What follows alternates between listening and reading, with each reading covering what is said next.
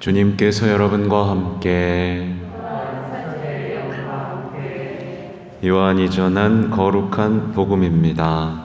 주님 영광 받으소서.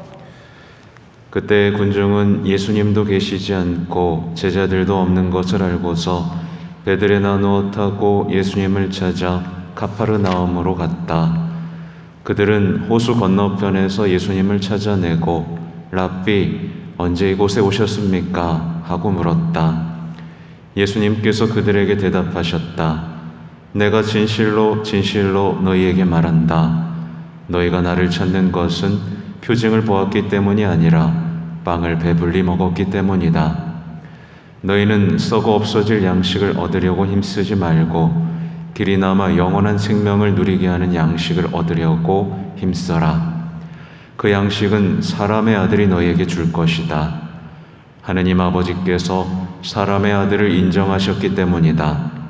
그들이 하느님의 일을 하려면 저희가 무엇을 해야 합니까? 하고 묻자 예수님께서 그들에게 대답하셨다. 하느님의 일은 그분께서 보내신 일을 너희가 믿는 것이다. 그들이 다시 물었다. 그러면 무슨 표징을 일으키시어 저희가 보고 선생님을 믿게 하시겠습니까? 무슨 일을 하시렵니까? 그분께서는 하늘에서 그들에게 빵을 내리시어 먹게 하셨다는 성경 말씀대로 우리 조상들은 광야에서 만나를 먹었습니다. 예수님께서 그들에게 이르셨다. 내가 진실로 진실로 너희에게 말한다. 하늘에서 너희에게 빵을 내려준 이는 모세가 아니다. 하늘에서 너희에게 참된 빵을 내려주시는 분은 내 아버지시다. 하느님의 빵은 하늘에서 내려와 세상에 생명을 주는 빵이다. 그들이 예수님께 선생님, 그 빵을 늘 저희에게 주십시오 하자 예수님께서 그들에게 이르셨다. 내가 생명의 빵이다. 나에게 오는 사람은 결코 배고프지 않을 것이며 나를 믿는 사람은 결코 목마르지 않을 것이다. 주님의 말씀입니다.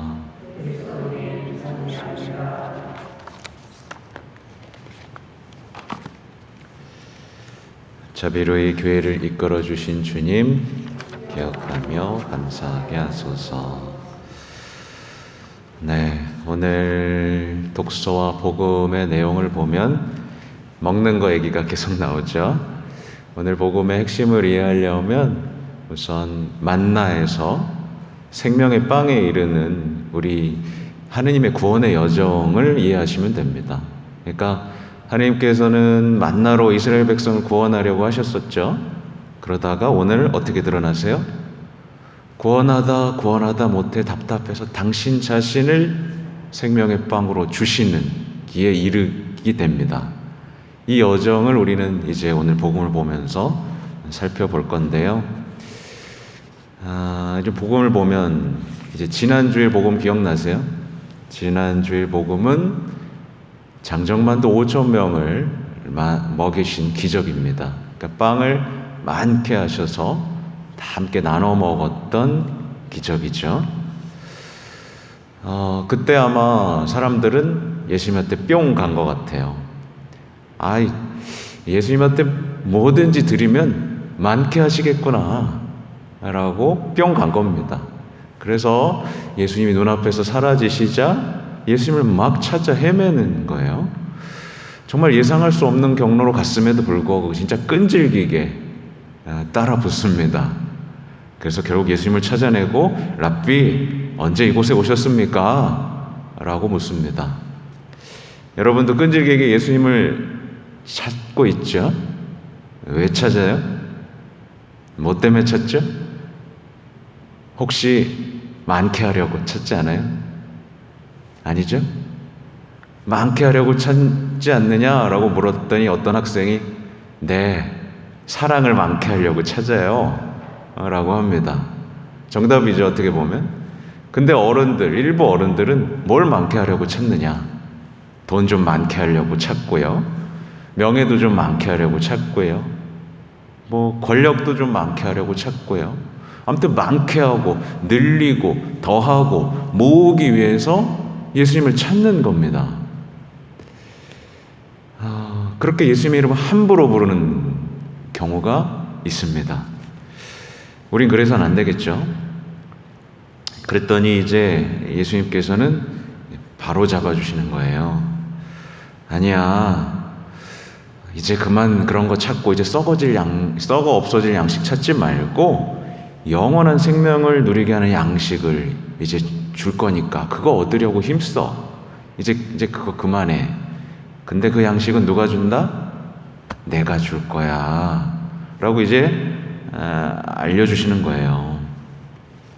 그러니까 예수님께서는 짜증낼 법도 한데 차근차근 온유하게 당신이 뭘 하시려고 하는지를 이제 설명을 해주시는 겁니다. 그러니까 예수님은 정말 가장 좋은 것을 주고 싶으신 거예요. 그리고 당신만이 주실 수 있다는 것을 알려주시는 거예요.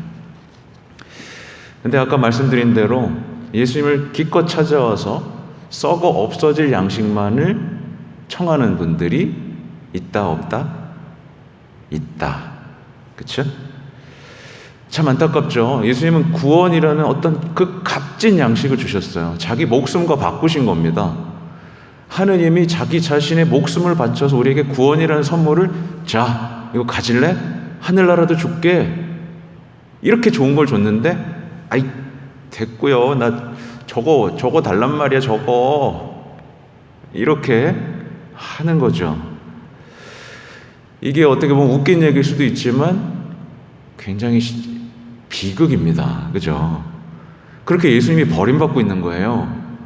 예수님이 멸시당하고 있고 예수님이 배신당하고 있습니다. 이거 굉장히 안타까운 비극이죠. 그랬더니 이제 이들이 갑자기 또 태세 전환을 해서 하느님의 일을 하려면 저희가 무엇을 해야 합니까? 라고 묻습니다. 그랬더니 어떻게 대답하세요? 하느님의 일은 그분께서 보내신 일을 너희가 믿는 것이다 라고 또 바꿔주세요. 그게 아니야. 무슨 일을 하는 게 하느님의 일을 하는 게 아니라고, 믿는 거라니까. 그러니까 예수님께서는 무언가를 하는 것보다 뭘 원하세요? 믿음을 원하시는 겁니다. 우리 삶을 돌아보면 답이 나와요. 무엇을 하는 것으로 하느님의 일을 할 수 있어요? 좀 어려운 질문인가요? 한번 돌아보세요. 뭔가를 한다라는 착각하에 하느님의 일을 망치는 경우가 얼마나 많았는지. 그렇죠? 말하자면 이 사람들의 사고방식 안에는, 이 이스라엘 백성의 사고방식 안에는 뭐가 있었냐? 율법과 토라가 있었던 거예요. 그래서 말하자면 그거예요. 내가 율법만 지키면 의로워질 수 있다라는 생각 때문에 무엇을 하면 하느님의 일을 할 수 있다라는 어떤 하면 뭔가 된다라는 강박에 사로잡혀 있었던 겁니다. 그래서 오늘날의 신앙인들도 끊임없이 뭔가를 해요. 뭔가 하면 나아지겠지? 그렇죠? 새벽 미사 나오면, 묵주기도 많이 하면, 그렇죠? 뭔가를 계속하면 나아지겠지? 라고 합니다. 많이 나아지셨어요? 안 나아져가지고 속상해요. 내가 위선자가 된 것 같은 어떤 속상함이 밀려오죠. 그게 아니라는 겁니다. 믿어라 라고 말씀하시는 거죠. 아무튼 세상 사람들도 마찬가지죠. 무엇인가 끊임없이 하는 가운데 자신의 존재감을 느끼고 성취감을 느끼죠. 심지어 쉴 때도 뭔가를 해야 돼요. 자, 쉬자 그러면 야, 뭐 할까? 어디 여행 갈까? 뭐 먹을까? 끊임없이 뭔가를 하죠. 뭔가를 하는 것에서 존재감을 느끼는 사람은 결국 어떻게 되죠? 뭔가 좌절감, 우울감, 소외감에 빠지게 되죠. 여러분, 하느님의 일 하고 싶으시죠? 그러면 하느님 믿으세요? 네. 우리는 하느님을 믿는 것으로 의로워질 수 있다라는 우리 바오로 사도의 가르침을 기억해야 될 것 같습니다. 이제 믿으라고 했더니 이제 또 이제 도전이 시작돼요. 자, 너희가 믿는 것이다 했더니 그러면 무슨 표징을 일으키시어 저희가 선생님을 보고 선생님을 믿게 하시겠습니까? 무슨 일 하실 겁니까? 그러면서 이제 모세를 갖다 붙이죠. 모세는 광야에서 만나 내려줬는데 당신은 뭐 해주실 거예요? 라고 말하고 있습니다. 이게 뭐죠, 사실은? 이게 조롱입니다, 조롱. 뭐 좀 해봐요. 내가 믿어줄 테니까. 이 조롱이 어디까지 가죠? 십자가까지 갑니다. 십자가 위에서 내려와 봐요. 그럼 내가 믿어줄 테니까. 이 조롱을 하는 거예요. 조롱을 하는 겁니다. 여러분은 어떤 메시아를 원하세요? 뭘 보여주시면 믿겠어요? 이런 질문이 잘못됐죠? 이런 겁니다. 오늘날의 많은 신앙인들이 하느님은 이런 분이셔야 한다라고 생각을 해요. 이스라엘 백성들이 그랬던 겁니다. 만나주시고 적들을 쓸어버렸던 그 하느님처럼 그런 모습으로 나타나셔야 되는데 예수님은 그렇지 않았잖아요. 그러니까 옛날 걸 자꾸 요구하는 겁니다. 하느님은 이런 일 하셔야 되고요. 예수님은 이렇게 하시면 제가 믿을게요. 이거 보여달라니까요. 내 삶에 도움이 되는 하느님으로 저한테 나타나세요. 그럼 제가 믿을게요. 라고 얘기합니다. 이 또한 가장 안타까운 비극인 거죠. 혹시 여러분도 그러지 않나 돌아봐야 돼요. 많은 신앙인들이 자신이 바라는 메시아를 꿈꿉니다. 그러나 십자가 위에서 드러난 그 메시아는 관심이 없습니다. 그러니까 자기가 원하는 메시아만 찾고 드러난 메시아는 외면하는 거죠. 그러면서 끊임없이 조롱을 하는 거예요.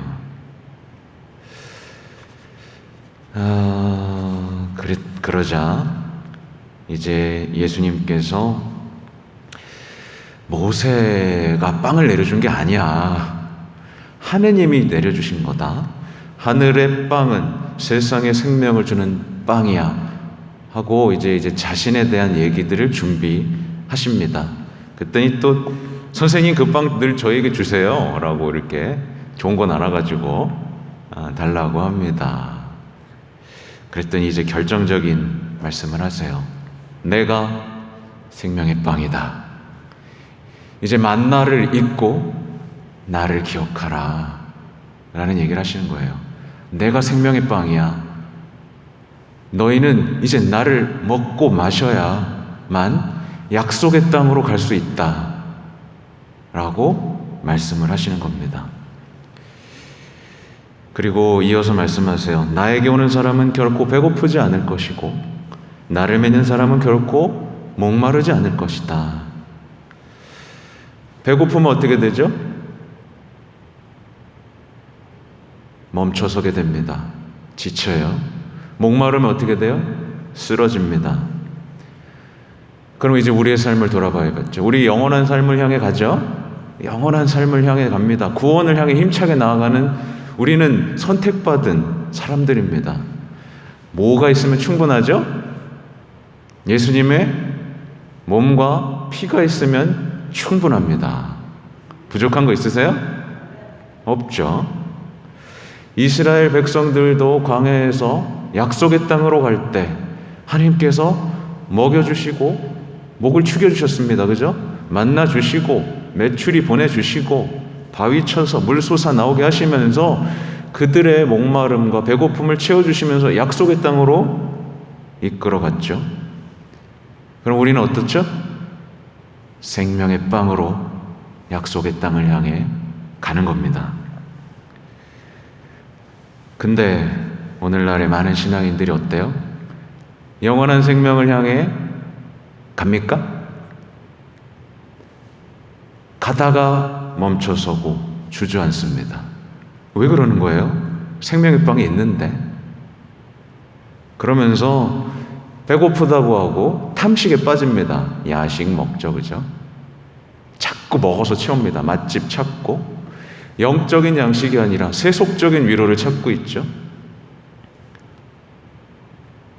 목말라 하는 가운데 뭐예요? 마십니다. 한 잔에 만취. 결국 이렇게 된다는 건 영원한 생명과 반대길을 가고 있다는 뜻이에요. 세상의 위로로 배를 채우고 세상의 어떤 것들로 목을 채우는 사람은, 세상의 위로로 자신의 몸을 채우는 사람은 영원한 생명 반대쪽으로 가고 있다는 뜻이라니까요. 그래서 영원한 생명으로 못 가는 겁니다. 세상의 위로에 취한 사람은 영적인 위로를 느낄 수 없는 사람이 돼버려요. 네. 말 그대로 그겁니다. 나에게 오는 사람은 배고프지 않을 것이다. 근데 나에게 안 오는, 자꾸 딴 데 가는 겁니다. 그렇죠? 나를 믿는 사람은 목마르지 않을 것이다. 사실은 믿지 않는 겁니다. 믿지 않아요. 저 믿는데요? 거짓말입니다. 그렇죠?